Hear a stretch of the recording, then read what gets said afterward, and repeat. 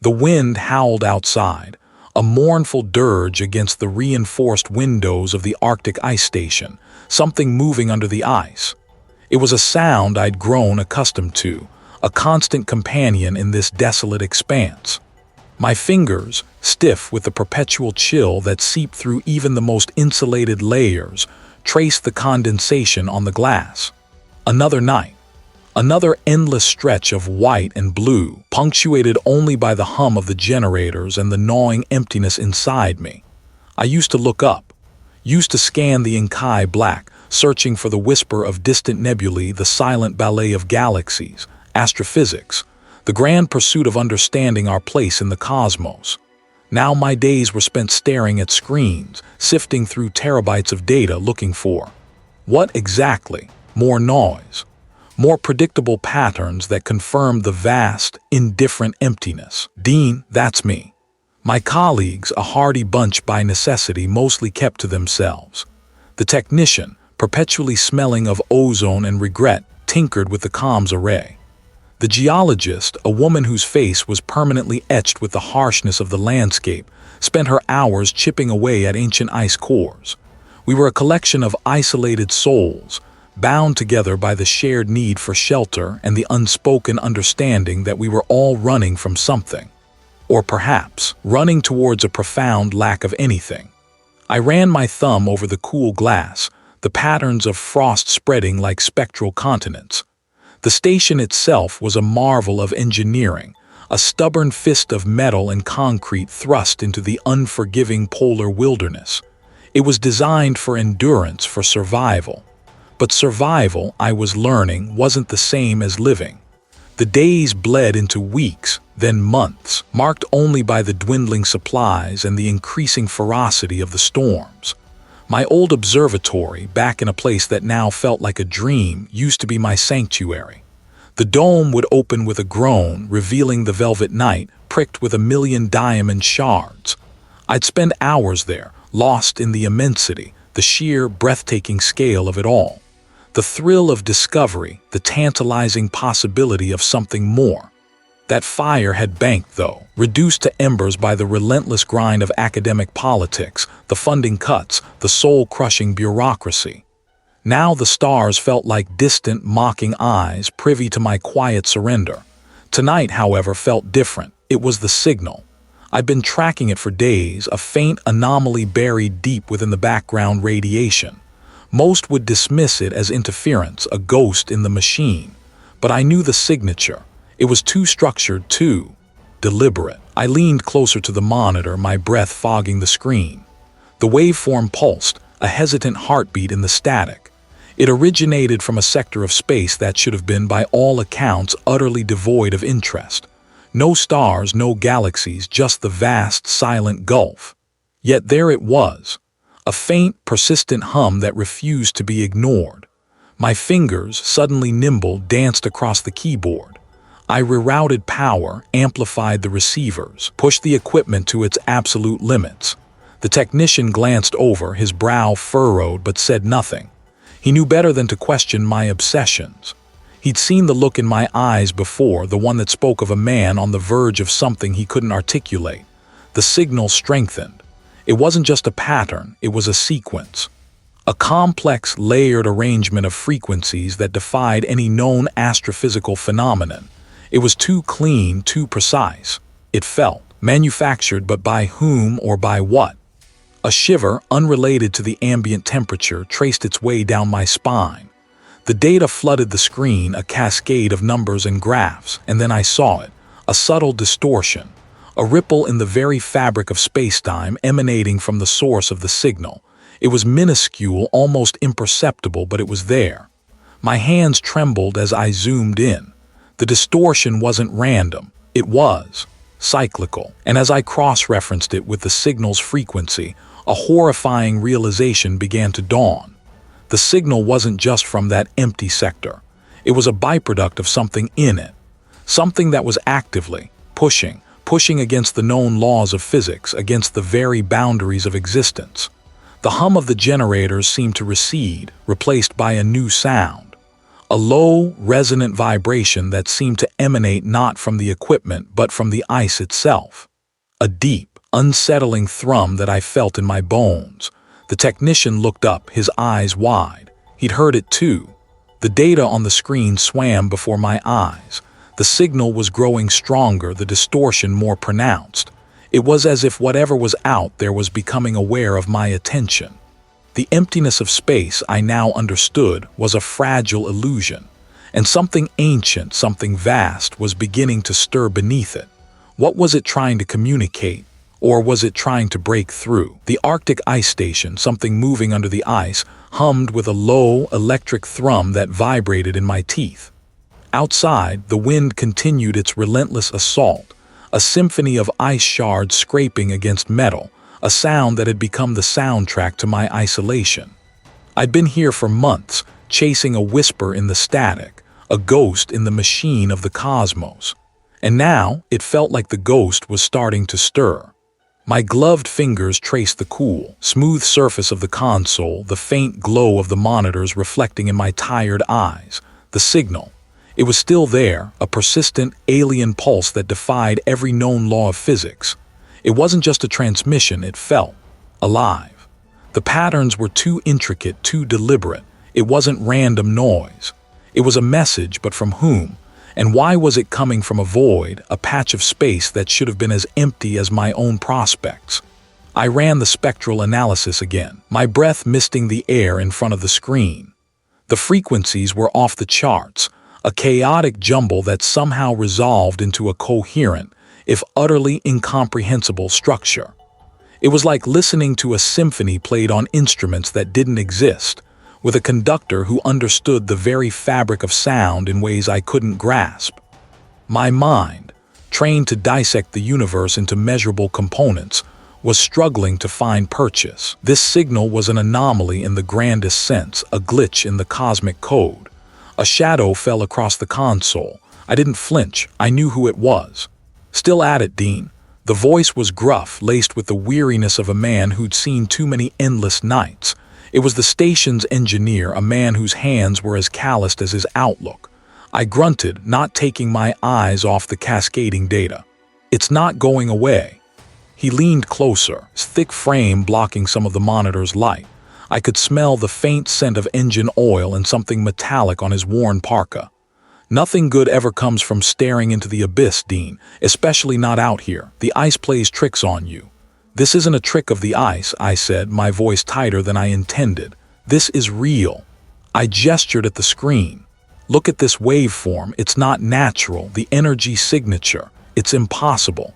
He squinted, his brow furrowed. Looks like a bunch of squiggles to me. Probably some atmospheric interference we haven't accounted for, or maybe a solar flare playing havoc with the equipment. I've accounted for everything, Dean. Solar flares, magnetospheric disturbances, ionospheric anomalies.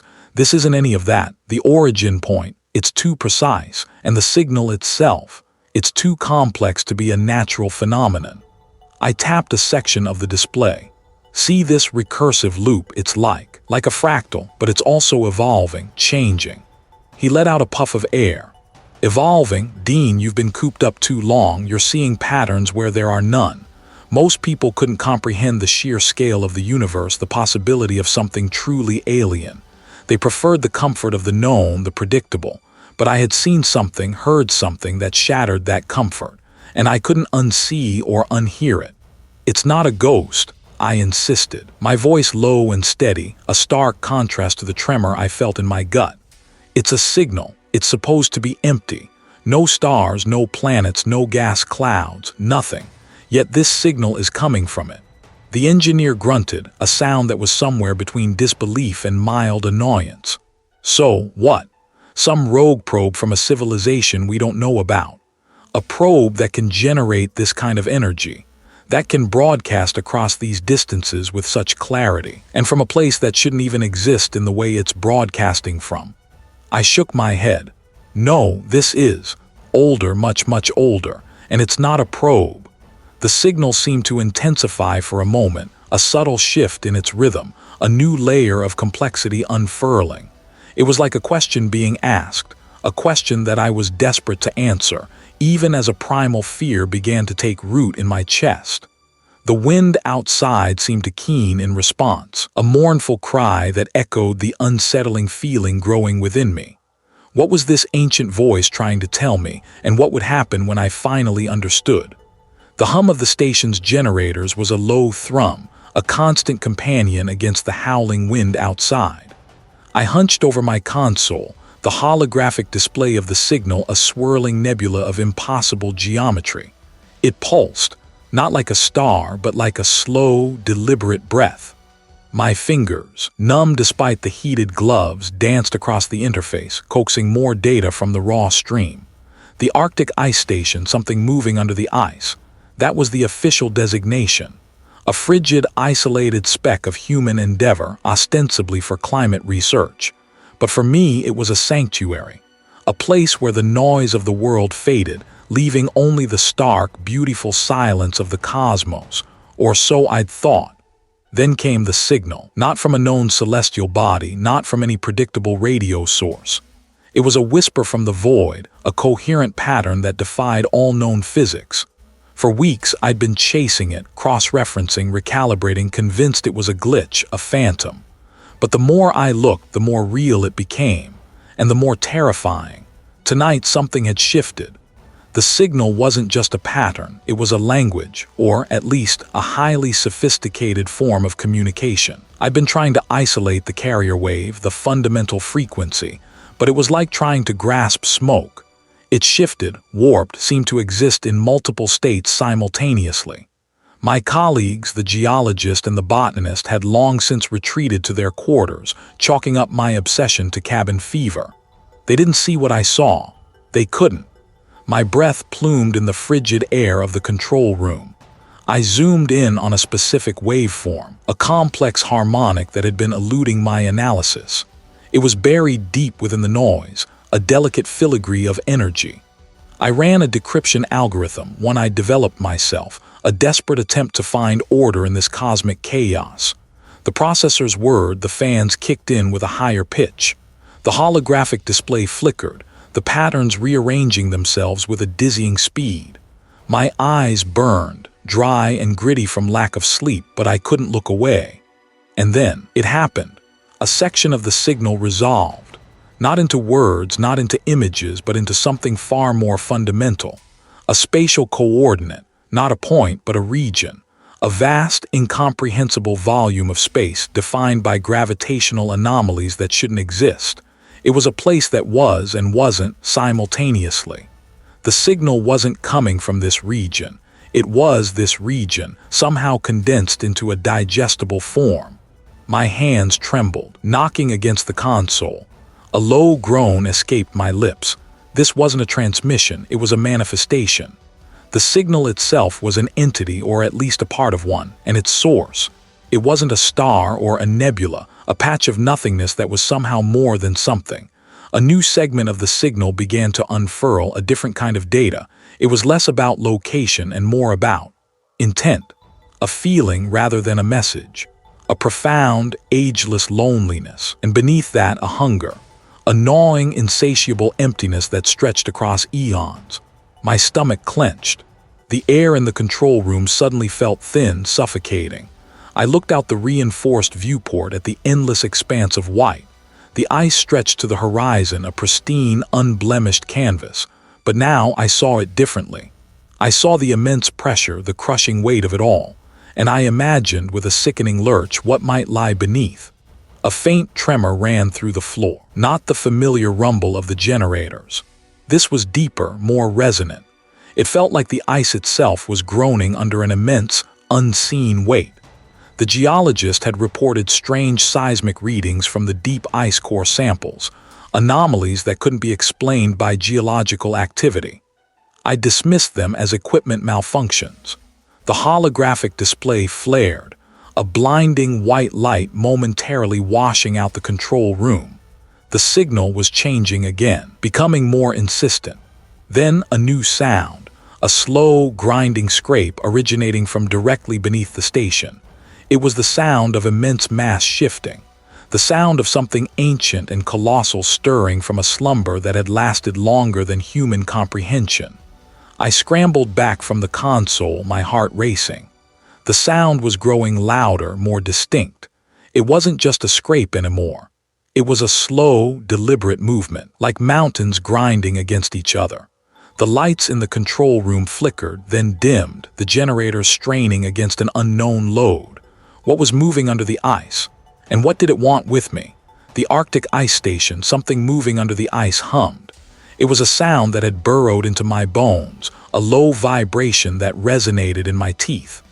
Outside, the wind was a beast, clawing at the reinforced windows of the station. The signal on my console pulsed, a crimson smear against the stark blackness of the simulated void. It wasn't just a signal anymore, it was a rhythm, a heartbeat. My fingers traced the impossible angles on the display. They shifted, reformed, not in any way dictated by physics I understood. It felt like looking at a map of a place that shouldn't exist, drawn by a cartographer with too many joints in their limbs. A cold seeped into the room, not from the wind, but from the signal itself. I pulled my worn fleece tighter, the synthetic fibers offering little comfort. I'd been alone here for weeks, the supply drop a distant memory. Now it felt like a suffocating blanket. The signal had started subtly, a whisper in the static. I tried to dismiss it, to chalk it up to equipment malfunction, to solar flares, to anything logical. But the patterns, they were too deliberate, too aware. A sudden scraping sound from directly below made me jump. My head snapped up, my eyes darting to the reinforced floor. It was a harsh, grinding noise, like ice being torn apart by immense unseen forces. My breath hitched. The station was built on bedrock, miles of solid ice separating us from whatever lay beneath. There was nothing down there, nothing that could make that sound. My heart hammered against my ribs, a frantic bird trapped in a cage. I told myself it was the ice shifting, the natural groans of a frozen world, but the sound had been too specific, too intentional. It had a rhythm to it, a deliberate dragging scrape that made the hairs on my arms stand on end. I got up, my movements stiff, and walked towards the observation dome. The reinforced glass offered a panoramic view of the desolate, frozen landscape. Snow swirled, blurring the edges of the world into a featureless white expanse. The sky was a bruised purple, the last vestiges of twilight fading. There was nothing out there, no one. Then I saw it. A disturbance in the ice, maybe 50 yards from the station. A ripple, as if something vast and heavy was moving just beneath the surface. It wasn't a crack, not a fissure. It was a bulge, a slow, deliberate upheaval of the frozen ground. My eyes strained, trying to make sense of it. A low groan emanated from the ice itself, a sound that seemed to vibrate through the very air. It was deeper, more resonant than the wind. It was a sound of immense pressure, of something ancient and powerful stirring. I backed away from the dome, my hands clammy. My mind raced, desperately trying to find a rational explanation. Seismic activity, a geological anomaly, but the pattern, it mirrored the signal on my console, the slow, deliberate pulse. I stumbled back to my main console, my eyes wide. The signal was still there, still pulsing its impossible rhythm. But now it felt different. It felt closer, as if the source of the signal was no longer distant, but right beneath my feet. The scraping sound came again, louder this time, directly under the main living quarters. I stared at the console, at the swirling, alien geometry of the signal. It was a map, I realized, not of space, but of something else. Something that existed outside of space as I knew it. And whatever it was here. It had found me. My fingers hovered over the emergency beacon controls. Flee. That was the sensible option. Get out. Report this, but then what? Who would believe me? And even if they did, what could they do? This was something beyond human comprehension. The ice groaned again, a sound that felt like the world itself was tearing apart. The console flickered, the signal momentarily distorting into a chaotic mess of light. A wave of nausea washed over me. My vision swam. It was the stress, I told myself, the isolation, the fear. The entity, or whatever it was not just a signal anymore. It was a presence, and it was moving. I looked back at the observation dome. The scraping had stopped, replaced by a low, guttural hum that resonated deep within my chest. It was the same hum as the signal, but amplified, made manifest. My hand trembled as I reached for the data logs. I had to document this. I had to understand. Fleeing felt like surrender, like allowing this ancient, terrible thing to claim its victory without a fight. But investigating felt like stepping willingly into the jaws of oblivion. The ice station, something moving under the ice, was no longer just a research outpost. It was a trap. The signal pulsed again, a silent question. Was I going to run, or was I going to face the impossible? The decision felt heavier than the weight of the ice surrounding me. The hum intensified, a physical pressure against my eardrums. What was happening out there? What was breaking free? The hum. It was still there, a phantom limb of sound that vibrated in my skull even when I tried to focus on the crackling static of the comms. Arctic ice station, something moving under the ice. The name felt like a taunt, a mockery of the vast, silent emptiness I'd expected. Instead, there was this thing. I traced the crimson smear on my monitor. It wasn't just a signal anymore. It was a signature, a complex, almost impossibly structured pattern that defied every known law of physics. My fingers, usually steady on the console, trembled as I ran diagnostics. Nothing. The equipment registered it, recorded it, but couldn't categorize it. It was like trying to measure a ghost with a ruler. Sleep had become a luxury I couldn't afford. Each time I closed my eyes, the low thrumming from beneath the ice would seep into my dreams, morphing into something visceral, something that clawed at the edges of my sanity. The wind outside was a constant, mournful dirge, rattling the metal framework of the station, making the very air taste of frost and something else, something metallic and sharp. I needed more than just this isolated signal, this echoing hum. I needed context. I needed answers. My gaze fell on the dusty shelves lining the small living quarters, filled with the accumulated detritus of previous expeditions. Forgotten logs, brittle maps, faded photographs of stoic faces staring out from a bygone era. This place, this remote outpost, had a history. Perhaps somewhere in that history there was a clue. My hand sifted through a stack of weathered journals. The ink was faded, the paper fragile, but the entries spoke of the same crushing isolation, the same biting cold. Then I found it. A journal bound in cracked leather, its pages filled with a spidery, urgent script. The author, a geologist from decades past, wrote of strange seismic activity, of a resonance that seemed to emanate from deep within the ice. He dismissed it as unusual geological formations, a quirk of the permafrost, but his descriptions, they mirrored what I was experiencing. He spoke of a growing unease, a feeling of being watched, of a presence that defied scientific explanation. He documented unusual aurora displays, patterns in the ice that seemed too deliberate, too ordered. He'd even tried to drill deeper to investigate the source of the resonance, but his funding had been cut. His superiors had called him paranoid, obsessed. He'd left the station, his research unfinished, his sanity questioned. A chill, entirely unrelated to the ambient temperature, snaked down my spine. There was this geologist, my unwitting predecessor. Had he stumbled upon the same terrifying truth? The journal entries grew more frantic towards the end, filled with sketches of geometric patterns that sent a shiver through me. They weren't random. They were disturbingly similar to the waveform of the signal I was receiving. I remembered the archived data from the station's early days, a trove of information I'd initially dismissed as irrelevant. If this geologist had documented anything further, anything concrete, it might be buried in those old files. I spent hours hunched over an ancient terminal, its screen flickering with the ghosts of forgotten signals. The air in the small communications room grew thick, heavy with the smell of ozone and stale coffee.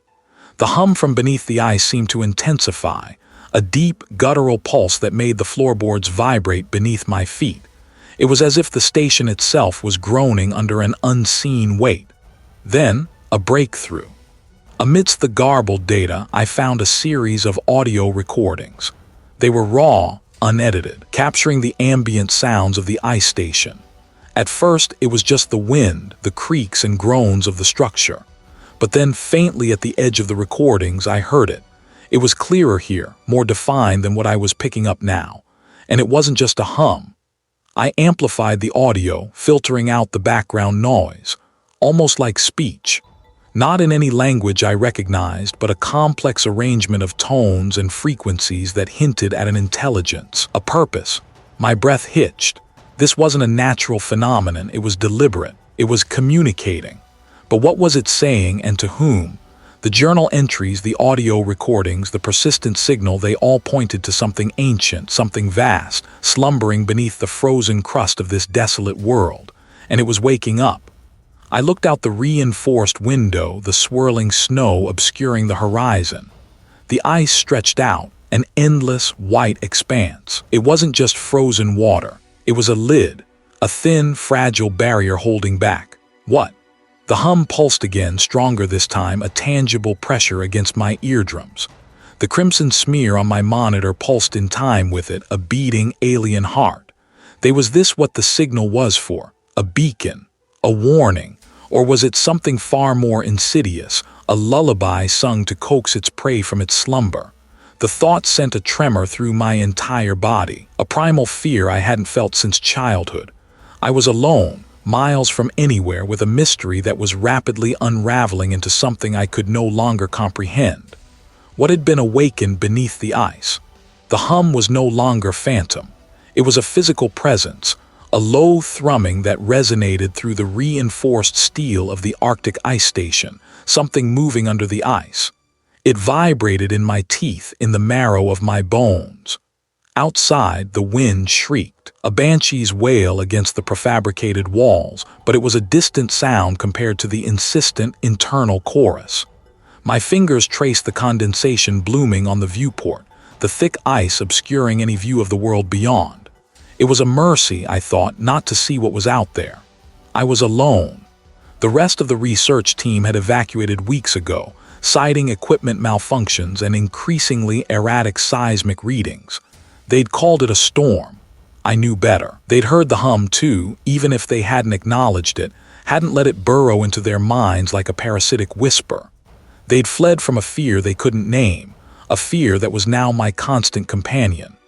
My gaze fell on the console, the array of blinking lights and readouts that had once represented the pinnacle of my scientific pursuits. Now, they were just distractions, a futile attempt to impose order on chaos.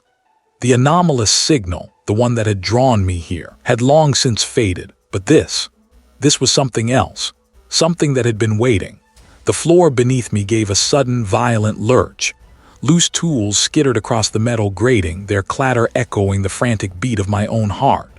The hum intensified, rising in pitch, a monstrous cello string being bowed with impossible force.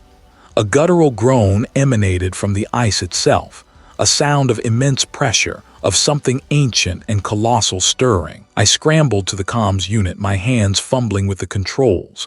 Static hissed, a white noise wall that offered no solace. "Mayday, mayday," I croaked, my voice raw. "This is Dean at Arctic Ice Station, something moving under the ice. I repeat, something is moving under the ice. The structure is compromised. Send assistance." The words felt hollow, swallowed by the cavernous silence that followed. Who would hear? Who would even believe? Another shudder, more violent than the last. A spiderweb of cracks snaked across the viewport, the ice groaning in protest. Only the emergency red lights cast an eerie, pulsating glow, painting the metallic surfaces in shades of blood. The hum was now a deafening roar, a symphony of destruction that seemed to originate from everywhere and nowhere at once.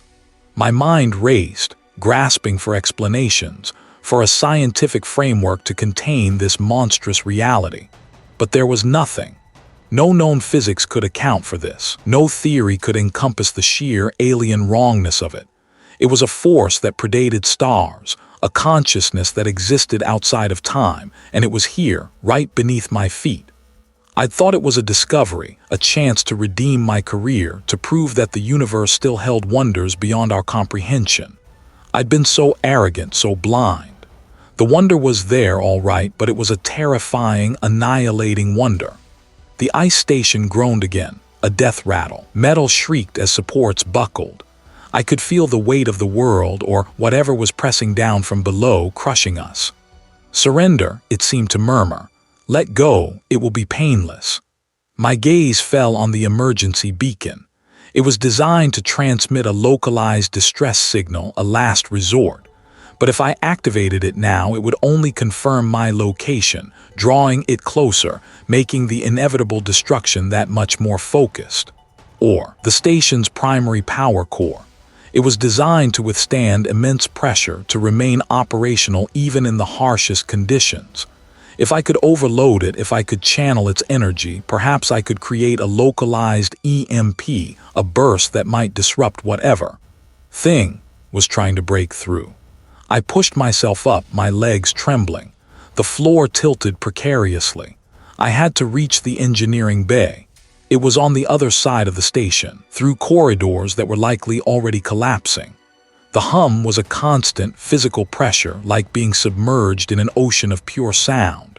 I reached the access hatch, the metal warped and twisted. With a surge of adrenaline, I wrenched it open. The air inside was thick with the smell of ozone and something else, something acrid and alien. Sparks rained down from exposed conduits, illuminating the chaotic scene. The main generator pulsed erratically, a dying heart. My hands moved with a frantic, almost instinctual grace, bypassing safety protocols, forcing circuits that were never meant to be tampered with. The hum seemed to recoil, a momentary hesitation in its onslaught. Was it aware? Did it understand my intent? The console in front of me glowed with a warning red. Overload imminent. I had seconds. I gripped the main conduit, the cold metal biting into my palm.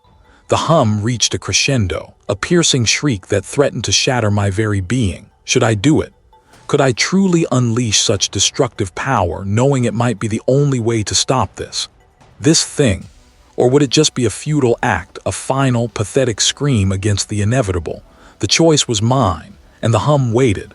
The clang of metal on metal echoed, a harsh, jarring sound that ripped through the humming silence of the Arctic ice station, something moving under the ice. My hands, slick with sweat and something I didn't want to think about, fumbled with the emergency conduit. Sparks spat, brief, violent bursts of white against the dim emergency lighting. The air grew thick with the coppery tang of ozone, a smell that usually meant power, meant progress. Now it smelled like desperation. I slammed the access panel shut. The station groaned around me, a deep, resonant sound that vibrated through the soles of my boots, up my legs, into my teeth. It felt like the very bones of this frozen world were protesting, shifting under an unseen, unbearable weight. The lights flickered again, longer this time, plunging the corridor into near darkness. I leaned against the bulkhead, gasping for breath. My lungs burned, not from exertion, but from a gnawing fear that had taken root and was now flowering into something vast and suffocating. The anomaly. It was still there, I could feel it. A pressure behind my eyes, a whisper at the edge of hearing, a constant, sickening lurch in my gut. It hadn't been banished. It had merely retreated, licked its wounds perhaps, or worse, digested what I'd thrown at it and was now hungry for more.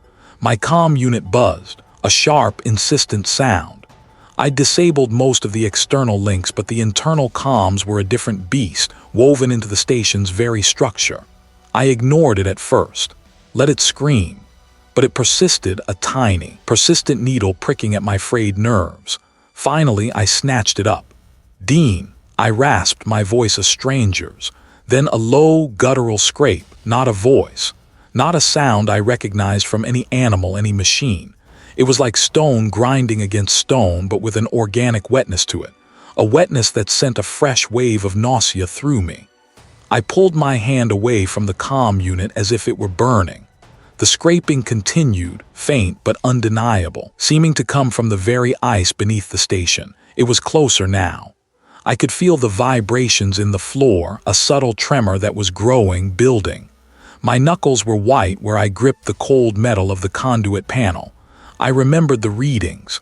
The anomalous energy signatures that had pulsed from that seemingly empty patch of space. They hadn't been signals, not in the way I understood them. They were ripples, distortions, like something vast and impossibly dense had nudged against existence. And then the ice had started to move. Not the slow, glacial creep of millennia, but a purposeful, directed shift. Something was pushing up from below. I stumbled back, my boots skidding on the icy floor. The lights flickered violently, then died. The scraping sound intensified, now accompanied by a deep, resonant thrumming, a sound that seemed to originate from the very core of the planet. My heart hammered against my ribs, a frantic, trapped bird. My breath hitched. Every instinct screamed at me to run, to find a hole, any hole, and burrow into it, but where? This entire station was a tin can floating on an ocean of unimaginable pressure. The floor beneath me bucked. A sharp, cracking sound split the air, followed by a violent shudder that sent me sprawling. Dust rained down from the ceiling. The emergency light sputtered, then winked out, leaving me in absolute blackness. The thrumming grew louder, a deafening roar that seemed to shake the world apart. And then a new sound. A wet, tearing sound like flesh being ripped from bone, but on a scale that defied comprehension. I scrambled on hands and knees, my palms scraping against the unforgiving ice. I could feel it pressing in, a palpable weight that threatened to crush me. The tearing sound stopped. A profound silence descended, broken only by my ragged breathing and the frantic thumping of my own pulse. But the silence was worse. It was a predator's stillness. A pause before the final strike, and then I saw it. A faint phosphorescent glow seeping up through a hairline fracture in the ice floor not far from where I lay. It pulsed, a sickly, internal light illuminating the edges of the widening crack. The glow was wrong. It wasn't any color I knew. It shifted and swirled, a nauseating blend of blues and greens and something that felt like the absence of light itself. The scraping started again, directly beneath the glow. It was louder now, more insistent, and with it a new sensation. A deep internal ache, as if something vast and ancient had just stirred from a slumber measured in eons. It wasn't just moving under the ice anymore. It was waking, and it knew I was here. What had I done? Had I awakened it? Or had I merely announced my presence to something that was already awake, already watching, waiting? The fracture in the ice widened, the phosphorescent glow intensifying, and I could feel it. A titanic presence stirring in the depths, a presence that was beginning to look up. Sparks spat, brief, violent bursts that illuminated the cramped space, smelling of ozone and burnt insulation. It was a desperate, foolish act, trying to reroute power to the primary comms array when that was still out there. A tangible wrongness pressing against the thin membrane of our world. The tremors beneath my boots were growing stronger, a rhythmic thudding that vibrated up my spine. It wasn't the groan of shifting ice. This was deliberate, a colossal weight shifting, testing. I could feel the station groaning around me, a protest against the pressure. The air grew colder, abiding. Unnatural chill that seeped through my thermal suit, raising gooseflesh on my arms. I finally jammed the connector home. A low hum, hesitant at first, then growing steadier, filled the air. The main lights flickered, then steadied, bathing the control room in a sterile white glow. The screens flickered to life, displaying rows of diagnostics, data streams I no longer trusted. But it was a start, a chance. Status. The voice of the station chief, strained and tight, crackled over the internal comms. Power's back on the comms array. Trying to get a signal out, I rasped, my throat dry. My eyes scanned the main display, searching for any anomaly, any sign that the impossible thing under the ice had changed its focus. Nothing. Just the relentless, rhythmic thudding. Outside, the wind howled, a banshee's wail that seemed to mock our fragile efforts. The reinforced viewport showed only a swirling maelstrom of snow, a white curtain obscuring the world, but I knew what lay beyond it. I felt it. A presence that dwarfed the vastness of space, a consciousness that predated stars. I typed furiously, bypassing security protocols, pushing the array to its limits. I had to send the data. It was a message. and it was being delivered by something that had no business being in our dimension. The thudding intensified. The entire station lurched. Alarms blared, a cacophony of panicked warnings. A spiderweb of cracks snaked across the reinforced viewport. Frost bloomed from the fissures, intricate, delicate patterns that belied the immense force they represented. "Dean, what the hell is happening?" The station chief yelled. "It's breaking through," I said, my voice eerily calm. This was it, the culmination of everything. The final, horrifying answer. I hit the transmit button. A progress bar crawled across the screen, agonizingly slow. My fingers hovered over the keyboard, ready to send the emergency override codes, the ones that would trigger the failsafe. A localized detonation designed to collapse the ice shelf, to bury whatever was trying to emerge. It was a last resort, a desperate gamble that would cost lives, including my own. The ice groaned, a sound of tortured creation. The thudding stopped. Silence descended, a suffocating, pregnant hush that was far more terrifying than the noise. Then a single, impossibly large segment of the ice shelf began to rise. Not breaking, not cracking, but lifting, as if a colossal hand had reached up from the depths. It ascended with a slow, deliberate motion, revealing not water but a chasm of absolute blackness, deeper than any ocean trench. And from that chasm, a sound began to emanate. It wasn't a sound I could describe with words. It was a vibration that resonated in my bones, a symphony of impossible geometries and forgotten ages. It was the sound of understanding, and it was shattering my mind. My screen flickered. The transmission was complete. The data was out. A small, futile victory. The ice segment continued to rise, revealing a surface unlike anything I had ever seen.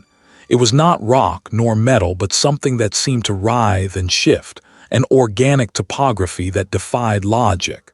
And on this impossible surface, patterns began to form, patterns that mirrored the fractal anomalies I had observed in the signal, patterns that I now understood.